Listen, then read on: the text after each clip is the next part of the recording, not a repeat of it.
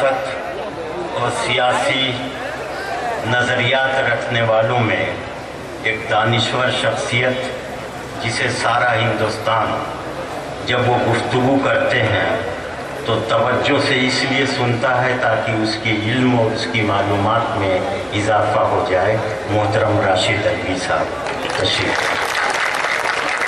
حکیم سراج الدین ہاشمی صاحب کا نام امروہہ ہی میں نہیں بلکہ سارے ہندوستان میں عزت و احترام سے اس لیے لیا جاتا ہے کہ انہوں نے حکمت کے علم کی بھی حفاظت کی ہے اور شعر و ادب کی تہذیب کے بھی وہ محافظ رہے ہیں، اس لیے سارے ہندوستان ان کا نام عزت و احترام سے لیتا ہے۔ حیات صاحب MLA، وہ MLA رہیں یا نہ رہیں، حیات لے کے چلو، کائنات لے کے چلو، چلو تو سارے زمانے کو ساتھ لے کے چلو۔ یہ ان کا مزاج ہمیشہ رہا ہے اور آج بھی ان کا مزاج اس طرح کا ہے۔ اس کے علاوہ ڈائز پر بیٹھے تمام شعراء کرام، کوثر عباسی صاحب، اقبال بھائی، اسلم بقائی، یہ ایک مثلث ہے جسے ہندی میں تربھج کہتے ہیں، ٹرینگل ہے۔ یہ ایک ایسا مثلث ہے جس کے بغیر امروہہ کی مشاعروں کی تاریخ ادھوری ہے۔ میں ان سب کو سلام کرتا ہوں اور آپ سے مخاطب یوں ہو رہا ہوں کہ امروہہ والوں، بہت دن سے تمہیں دیکھا نہیں تھا، بہت دن سے تمہیں دیکھا نہیں تھا، یہ آنکھوں کے لیے اچھا نہیں تھا۔ آج 1 سال کے بعد یہاں آنا ہوا ہے، حالات بہت بدلے ہوئے ہیں، سیاسی طور پر بھی، سماجی طور پر بھی ایک سوچ میں تبدیلی آئی ہوئی ہے۔ دوستو، پہلے مشاعروں کی نظامت میں وہ گفتگو کرتا تھا جو بڑی چٹخاری ہو، بڑی مزیدار ہو، اور مشاعرہ سننے کے بعد لوگ کہیں کہ بڑا مزہ آیا۔ لیکن اب میری کچھ ذمہ داریاں اس طرح کی پچھلے 1.5-2 برس سے ہو گئیں کہ مجھے بہت سنبھل کے گفتگو کرنی پڑتی تھی کہ مشاعرہ جو ہے صرف مزہ آنے کا نام نہ ہو، بلکہ مشاعرہ سننے کے بعد سامعین یہ محسوس کریں کہ ہم پہلے سے زیادہ مہذب ہو گئے، ہماری ذہنی سطح پہلے سے زیادہ بلند ہو گئی، اور ہم جس زبان کا مشاعرہ سن کے آئے وہ زبان ہی نہیں بلکہ ایک تہذیب بھی ہے، لہذا ہم پہلے سے زیادہ مہذب ہو گئے۔ مشاعرے کی کامیابی اسی میں ہے۔ اب ایک بات میں اور بتا دوں کہ اب مشاعرے صرف تفریح نہیں بلکہ مشاعرے کا تعلق اردو زبان اور اردو ادب سے ہے، اور اب مشاعروں کا تعلق اگر اردو زبان اور اردو ادب سے ہے تو جو بھی حکومت دلی یا لکھنؤ میں ہے ہمیں اس کی طرف دیکھنا پڑے گا کہ وہ حکومت ہماری زبان کے لیے، ہماری تہذیب کے لیے، ہمارے مسائل کے لیے کیا کر رہی ہے، اس پر ہمیں توجہ رکھنی پڑے گی۔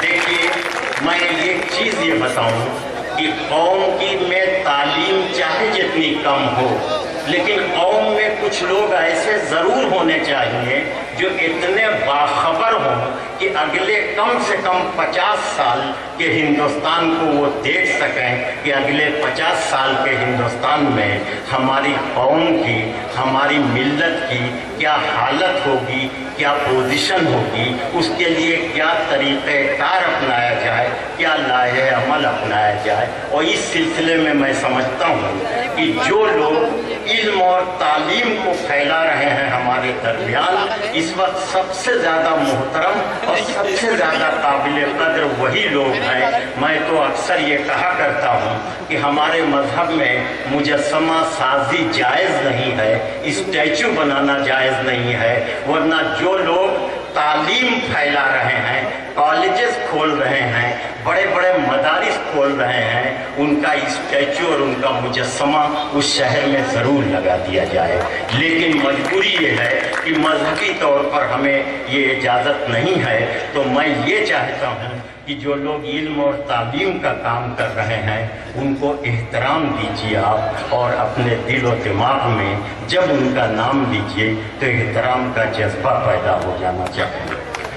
इस वक्त दिल्ली की हुकूमत जो है वो भी बहुत तवज्जो दे रही है मुसलमानों पर, उर्दू पर, हमारी ज़बान, हमारी तहजीब पर, हमारे मसाइल पर, हमारे इक्तिसादी मसाइल पर के।